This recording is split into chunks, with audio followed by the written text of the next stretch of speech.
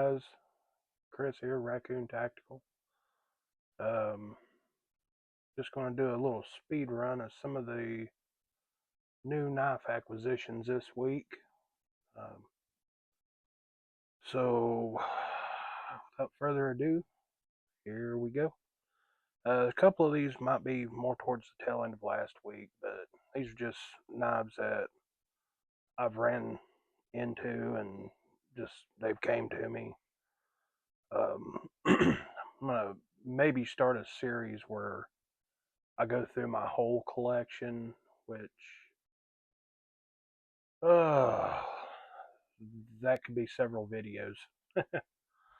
So here we go. So first off, I'm going to start off with a new Spyderco that just came in today. Today's April 21st, and that's this guy right here. It's going to be the Spyderco Smock. Now this is one that when I initially started collecting, I really liked the design and wanted one, but I have collected several other Spydercos before ever getting to this one. Not quite sure why, but it just, I really liked the overall design. Just couldn't get around to the, I don't know. It just didn't look Spidey enough for me, I guess. But, yeah, this guy's, of course, anybody that's been collecting, this is a baseline. It's got like almost like a pill ply carbon fiber scale. This one does have an aftermarket deep carry clip that I added to it. Not a big fan of the little spoon Spyderco clips that they send on them. So I always keep a little back stock of a few of these or some of the other titanium clips. And this one is not a US version. This one was manufactured in Taichung, Taiwan. And it's S30V. And this is one of the few Spydercos that actually runs on bearings, which is kind of neat. I mean, it's got a flipper. You can get your finger in that little Spidey hole there and kind of flick it out. I do love the blade shape. This right here kind of annoys me.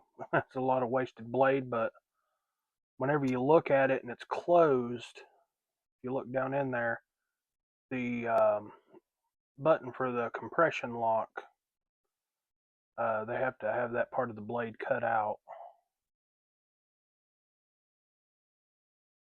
But yeah, I mean that is a beautiful blade. We'll give it that. So we got that. If anybody keeps up with Rob over at Rob's Nerdy Knives, this little mini Axon is one that I acquired from him. I've had this one for a few weeks, but I was so impressed with this little guy. I mean, just its durability, which you can see from the blade. I use this thing quite a bit. I mean, it sees some extensive use. But I was so just I fell in love with the aesthetics, the design, and the ergonomics of it that I had to get the Big Brother. Now this is the belt satin with black G10, or sorry, black micarta. I have dyed the micarta so it doesn't fade to that ashy color, and the action just as nice. If you watch on Rob's channel, he did a few videos with this mini Axon, and he added skiffs. This big guy here also, I have added skiffs. Um, but yeah, this one is a belt satin finish. It's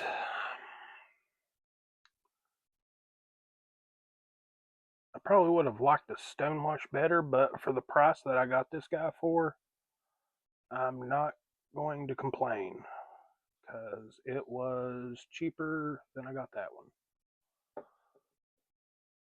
There's that one. Then I have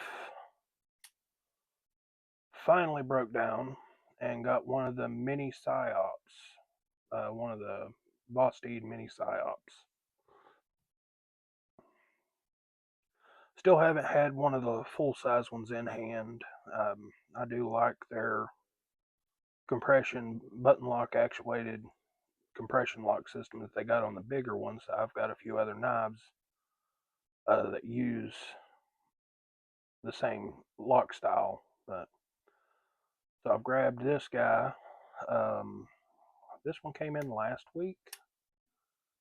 Um, so did this one right here. So I've got those. Uh,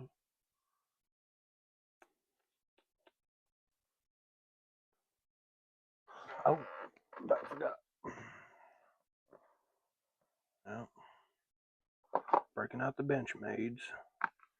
So my first big boy knife I ever purchased was this Griptilian. So I've got a special place in my heart for US made Benchmades.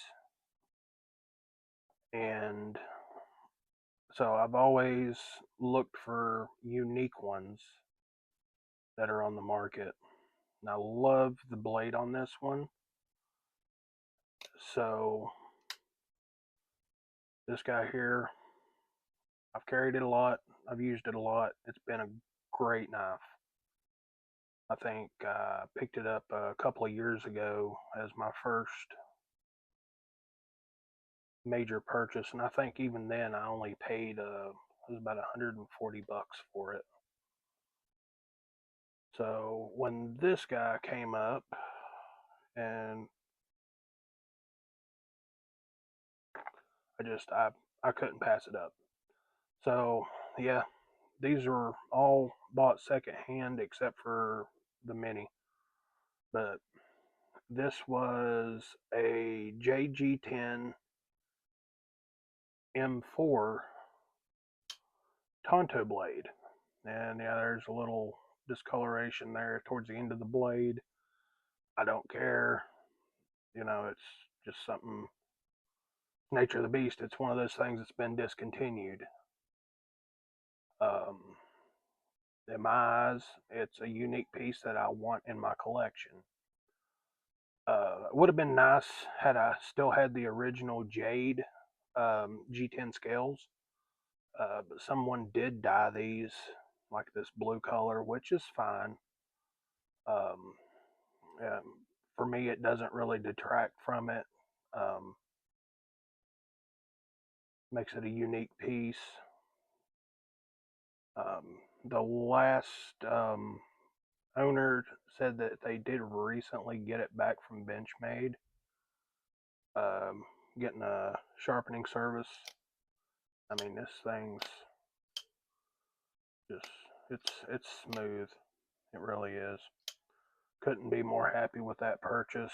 That was another really good deal. Um, but yeah. So for the past couple of weeks, these have been the 6 knives that have found their way to me. Um, let's see here. Also,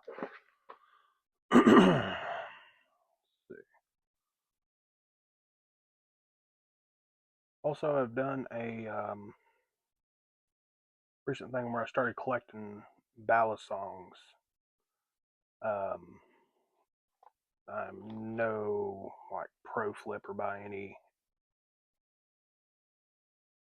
stretch of the imagination, but birthday present from my wife is the new Cold Steel Archangel, the re-release, US made, S35, and it does have the little zippy Balisong extensions.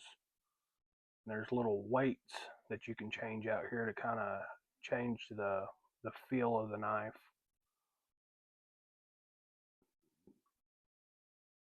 And then also in the little Balisong realm, we have the Kershaw Lucha, which was another birthday gift, with the Flytanium aluminum handles. It was great. Great overall fit and finish.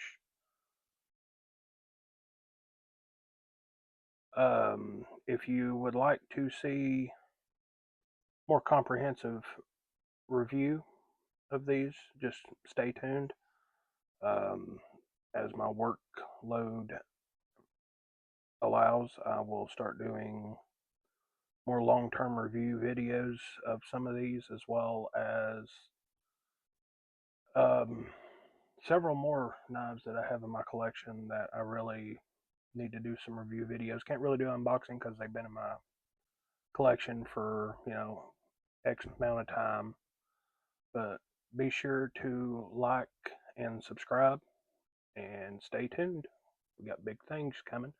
Also, let's get those sub numbers up. I do have a giveaway planned at 200 subs.